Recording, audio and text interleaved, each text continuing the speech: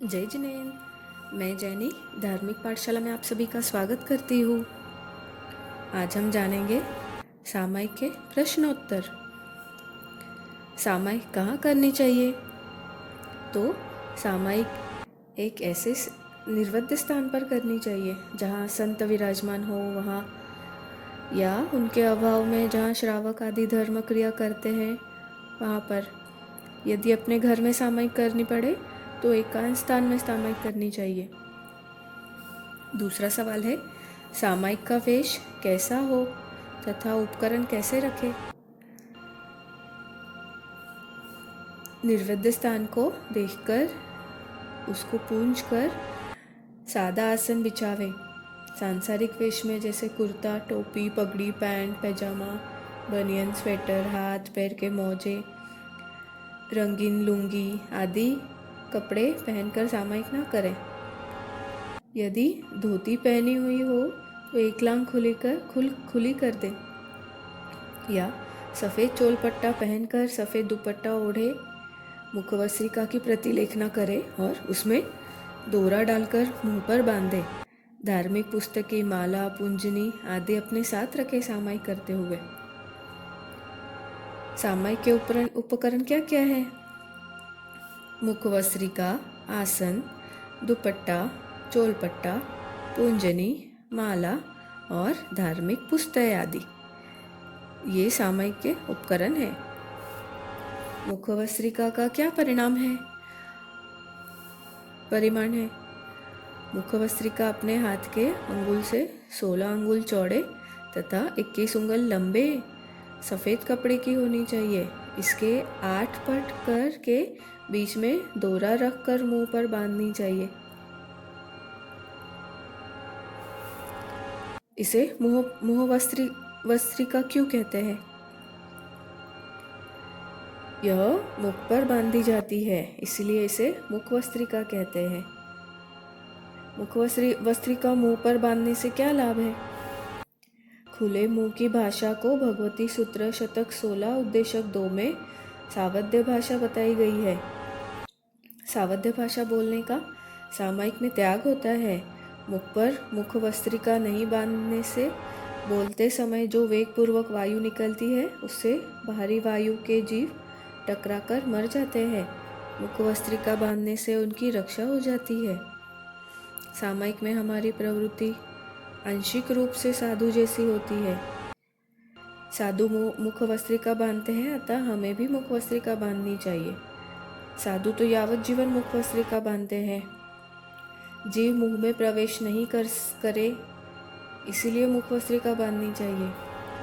मुंह का थूक दूसरे पर या पुस्तक पर नहीं गिरे, इसीलिए मुखवस्त्रिका बांधनी चाहिए। यह धार्मिकता का चिन्ह है इत्यादि अनेक लाभ है, इसलिए हमें मुंह पर मुखपत्ति का बांधना आवश्यक है। अतिक्रम किसे कहते हैं? व्रत का उल्लंघन करने के संकल्प को अतिक्रम कहते हैं। व्यतिक्रम किसे कहते हैं? व्रत का उल्लंघन करने के लिए काया व्यापार प्रारंभ करना व्यतिक्रम कहा जाता है। अतिचार किसे कहते हैं? व्रत का भंग करने की सामग्री इकट्ठी करना और व्रत भंग के निकट पहुंच जाना उसे अतिचार कहते हैं। अनाचार किसे कहते हैं? व्रत का सर्वथा भंग करना अनाचार कहलाता है। सामायिक करने से क्या लाभ होते हैं? सामायिक करने से हमें संभव की प्राप्ति होती है, 18 पाप छूट जाते हैं, 2 घड़ी साधु जैसा जीवन बिताने को मिलता है, जीवों की दया रक्षा की भावना बढ़ जाती है और हम दृढ़ बनते हैं। सामायिक करने से जिनवानी सुनने, पढ़ने और समझने का भी अवसर मिलता है इत्यादि बहुत सारे लाभ है सामायिक करने के। नमस्कार सूत्रों और पाठों के ऊपर 1, 2, 3 आदि क्रमांक क्यों लिखे जाते हैं? तो प्रवचन सारों द्वारा ग्रंथ के अनेक द्वार की 78वीं गाथा में नमस्कार सूत्र आदि पाठों की संपदाएं बताई गई है। संपदा का अर्थ मतलब विश्राम लेने का स्थान किया गया है। यदि पाठों को बोलते हुए बीच में कितनी विश्राम लेना चाहिए, इसी को लक्ष्य में रखकर यह क्रमांक दिए गए हैं। सामायिक का मुहूर्त आदि समय कब से प्रारंभ होता है? सामायिक का समय मुहूर्त करेमी बनते के पाठ बोलने के बाद गिनना चाहिए। जिसे एक मुहूर्त होता है उसको 48 मिनट का भी बताया गया है। क्या सामायिक का समय आने के पूर्व सामायिक पारने की विधि की जा सकती है? तो सामायिक का समय आने के पूर्व सामायिक पारने की विधि नहीं की जा सकती है। सामायिक का कालमान पूर्ण हो जाने पर ही सामायिक पारने की विधि करनी चाहिए, नहीं तो सामायिक के दोष लगते हैं। मुखवस्त्रिका पर मुंह का थूक लग जाने से क्या समुच्चय मनुष्य पैदा नहीं होते? प्रथम बात तो यह है कि सावधानी पूर्वक बोला जाए तो मुंह पत्ती पर थूक लगता ही नहीं है। यदि कदाचित लग जाए तो समुच्चय मनुष्य उत्पन्न नहीं होते, क्योंकि समुच्चय मनुष्य उत्पन्न होने के पन्नावना सूत्र में जो 14 स्थान बताए गए हैं उनमें थूक नहीं गिना गया है। इससे यह सिद्ध होता है कि थूक में समुच्चय जीव पैदा नहीं होते हैं। सामायिक लेते समय प्रतिज्ञा सूत्र हमें कितनी बार बोलना चाहिए? 1 बार या 3 बार? सामायिक ग्रहण करने का पाठ करेमी बनते 1 बार की अपेक्षा 3 बार बोलना ज़्यादा फायदेमंद बताया गया है।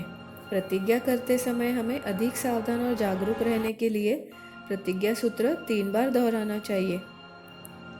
मनोविज्ञान का भी नियम है कि जब तक प्रतिज्ञा वाक्य को दूसरे वाक्य से पृथक महत्व नहीं दिया जाता है, तब तक वह मन पर दृढ़ संस्कार उत्पन्न नहीं कर सकता है।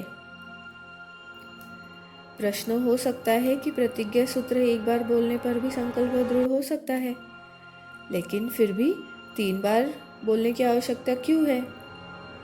इसका उत्तर यह है कि तिकुतक के पाठ से 1 बार वंदना करने पर भी हम वंदना गिनी जा सकती है।